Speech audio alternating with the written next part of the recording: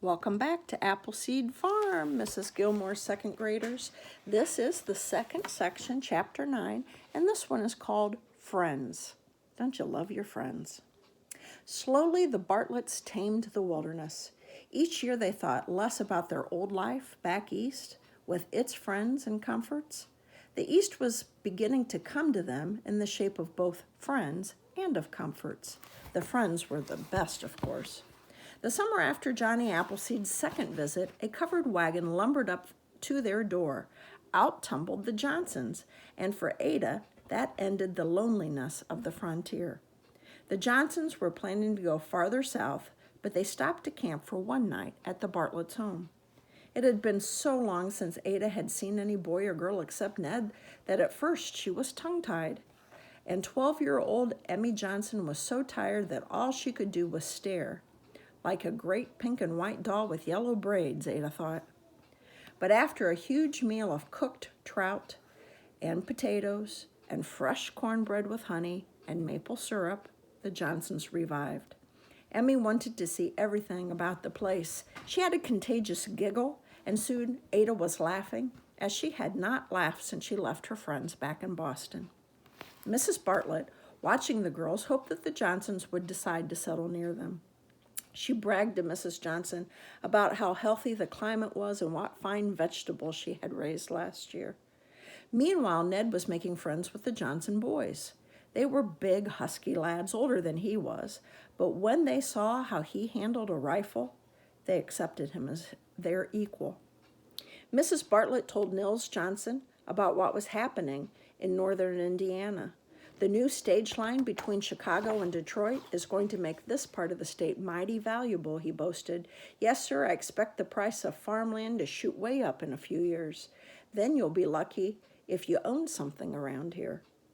My, it would be fine not to travel any further, sighed Mrs. Johnson, and it would mean everything to have neighbors like you. Neighbors can help, Tom Bartlett pointed out. I'd lend a hand building your house and show you all I've learned about farming out here. Mr. Johnson hesitated. He had heard much about the Wabash Valley farms farther south. I'll tell you what, Tom Bartlett suggested. You're all worn out from the trip. Why not let your wife and children rest up tomorrow while you look around for a likely place? No use missing any chance. After everyone else was asleep, Tom Bartlett and his wife whispered excitedly together. They decided to do everything in their power to persuade their guests to settle nearby. They liked the honest faces of Nils Johnson and his wife, and they knew the children would be friends for Ned and Ada. Perhaps Mrs. Johnson did some talking that night, too, for the next morning her husband looked around with eager eyes. He found a piece of fertile land just on the other side of the creek, and he decided to build there. A few months later, Nils Johnson's brother came to live nearby.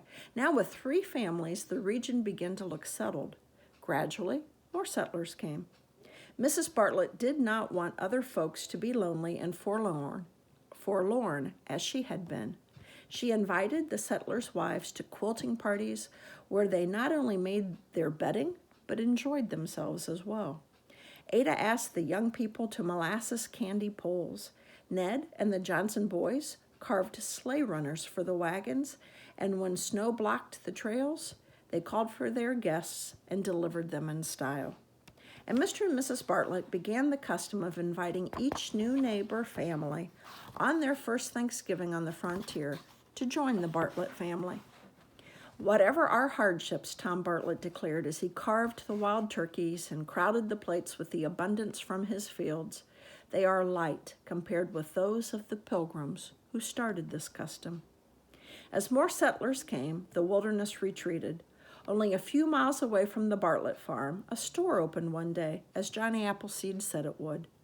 Then a preacher began to ride over 2 Sundays a month for services, and about that time, a school was started. Ever since Johnny Appleseed's first visit, Mrs. Bartlett had taught her own children, but with the Johnsons, she planned a real school. The young teacher boarded at the Bartletts and taught in their big room until the schoolhouse could be built. The Bartlett house was the favorite meeting place. It was the oldest, the largest, and the finest home in the region. But life was still not easy, For every drop of water had to be fetched from the spring. The only lights were candles Mrs. Bartlett and Ada dipped, and the only heat came from the fireplace. The fall, when the settlement had grown to 7 families, the Bartletts held a harvest home party.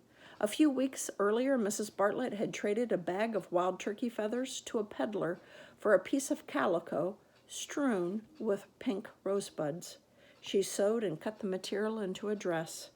"For me?" Ada exclaimed. "It's the prettiest one I've ever had." "It will be nice for you to wear at the harvest home party," Mrs. Bartlett agreed. "We'll have a real party. Nils Johnson will bring his fiddle, and we'll have dancing." All of the Bartletts were up with the sun on the big day, although Ned grumbled that the house had to be put to bed uncomfortably clean the night before. Now they made it happy with golden pumpkins, squash, and festoons of unshucked corn. Excitedly, Ada buttoned herself into her new dress and welcomed the first guests. Luckily, they were the Johnsons, who had come early to lend a hand.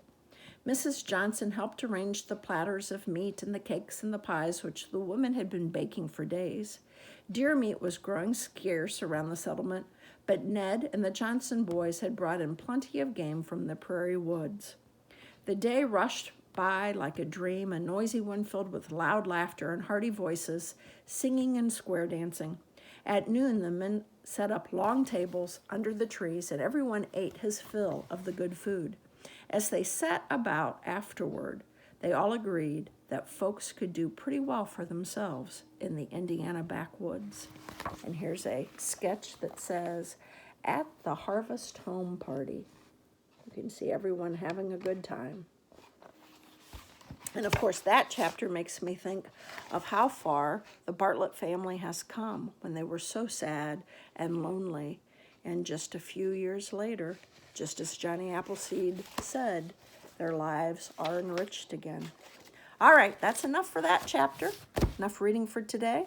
I hope you will stay tuned and listen to the next chapter because we're coming close to the end of Appleseed Farm.